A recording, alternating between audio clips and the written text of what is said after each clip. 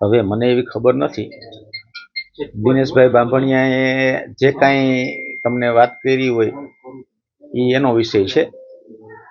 મને કાંઈ જ ખબર નથી ને દિનેશ બાંભણિયાને હું જોઈએ ખાલી ઓળખું છું. મારે એની યાર કાંઈ લેવા દેવા નથી. હું સરદારધામનો પણ કાર્યકર્તા છું અને ખોડલધામનો પણ કાર્યકર્તા છું. બંને જગ્યાએ જે જવાબદારી મને સોંપે એ હું કરતો રહ્યો છું અત્યાર સુધી અને હજી પણ કરવા તૈયાર છું. મારે એવી સોપારી લેવાની કોઈ જરૂર નથી. જો દિનેશભાઈએ કીધું હોય તો એ આવે મારી પાસે પ્રૂફ લઈને સાબિત કરી દે. અમારે કોઈ પાર્ટી પ્લોટમાં આ બાબતની મિટિંગ નથી થઈ. તમે એને લેતા આવો અહીંયા, મને કહે કે આ પાર્ટી પ્લોટમાં આ રીતથી મિટિંગ હતી.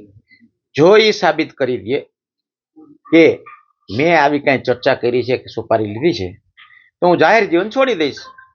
સાહેબ આ લોકો બધા ક્રિમિનલ માઇન્ડ છે અને આ બધાને આ બધું ફાવતું હોય.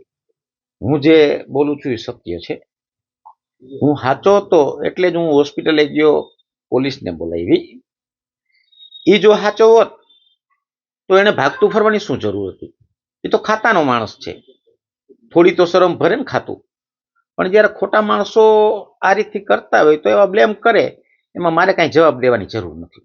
એ કાયદો કાયદાનું કામ કરશે. મેં જે હતું એ દર્શાવ્યું છે, એમાં 1% કાંઈ ખોટું નથી. પોલીસ અને કાયદો જે નક્કી કરશે એ મને માન્ય છે.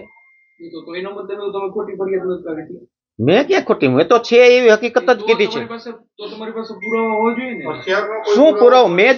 મેં જોયેલું છે તો એથી મોટો પુરાવો શું હોય? પોલીસ કે તો એનો વિષય છે, મને તો એવું કઈ પોલીસે કીધું નથી. અરે ભાઈ, હથિયાર હતું અને હતું. ભવિષ્યમાં જે થશે એ પ્રમાણે અમે એક્શન લેશું. વડીલોની સલાહ લેવું, વકીલની સલાહ લેવું.